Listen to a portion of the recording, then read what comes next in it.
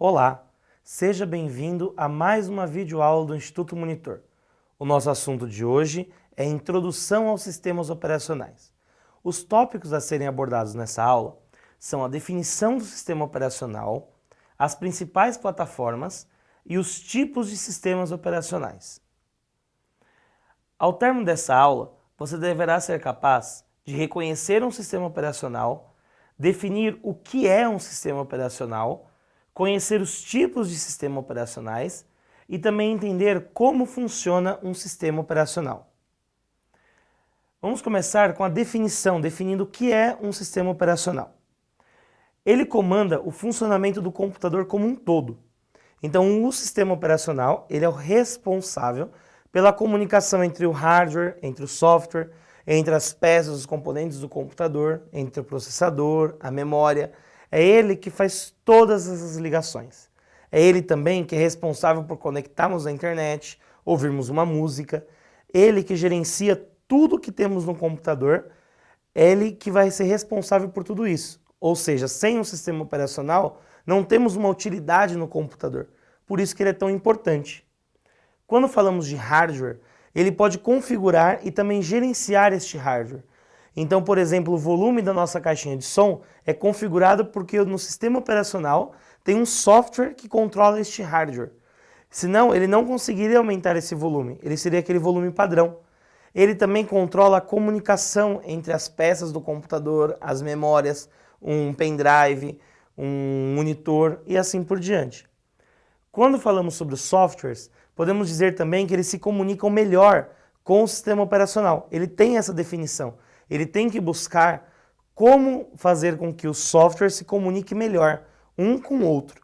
Então, a partir daí, nós vamos entender que quando nós temos um software, por exemplo, o navegador de internet, quando nós copiamos uma imagem e colamos, por exemplo, no Word, essa função de copiar e colar é feita pelo sistema operacional. Ou seja, sem ele, esse arquivo não teria como ser movido de um software para o outro. E uma outra definição é que ele pode configurar várias coisas no computador, tanto gerais quanto específicas. Então nós podemos, por exemplo, configurar como será mostrado tudo no computador como um todo, ou o volume geral de todos os aplicativos do computador, de todos os programas que rodam no nosso computador. Mas também podemos pensar de maneira específica, ou seja, ele vai configurar alguma coisa específica de um programa ou de um grupo de programas. Sendo assim, ele vai conseguir configurar todo o nosso computador em todos os aspectos e gerar a comunicação entre todos os componentes do computador. Hoje, podemos definir como principais plataformas o celular e o computador. Temos também, no caso, os videogames, mas vamos focar no nosso caso, que é o computador e o celular. No computador, nós temos três tipos principais de sistemas operacionais. Nós temos o Windows, o Linux e o macOS. Cada um com as suas características, cada um com a sua distribuição, mas são os programas mais difundidos. Principalmente o primeiro, o Windows. Ele é um dos mais difundidos e mais utilizados hoje, tanto no mercado de trabalho, quanto pelas pessoas em casa. Já no celular, nós temos dois principais exemplos, o Android e o iOS. O Android ele é difundido em quase todas as operadoras de celular, se não todas, porque ele é de uma maneira mais aberta, onde a operadora do celular, no caso a Samsung e a Sony, eles pegam esse modelo do Android e configuram para a sua plataforma. Já o iOS, ele é dedicado apenas a uma única plataforma, ou seja, o iPhone. O que acontece é que o Android ele acaba sendo mais difundido pela quantidade de sistemas de empresas que utilizam ele. Mas o iOS não fica para trás, porque ele também muitas pessoas são fãs e adeptos aos produtos e principalmente aos produtos da Apple. Então a partir daí nós podemos entender que o iOS ele vai ser tão difundido quanto o Android. E temos fãs dos dois lados, isso é muito interessante. Quando falamos de sistemas operacionais, nós podemos dividir ele em duas maneiras. Podemos dividir ele, neste momento, por tarefa. Na tarefa, nós temos dois tipos de divisão. O primeiro é a monotarefa. Essa monotarefa é quando nós temos um computador que é desenvolvido o seu sistema operacional para executar apenas uma única função. Por exemplo, nós temos os mainframes de bancos, que são desenvolvidos apenas para fazer a atualização das contas de banco. Ou, por exemplo, também um mainframe que está, por exemplo, numa rede de saneamento básico ou numa rede de água, que vai gerar as contas de água da população.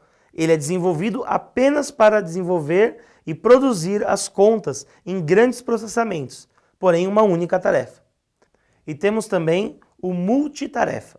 Esse multitarefa são os computadores que utilizamos hoje nas nossas casas, nos nossos trabalhos e assim por diante.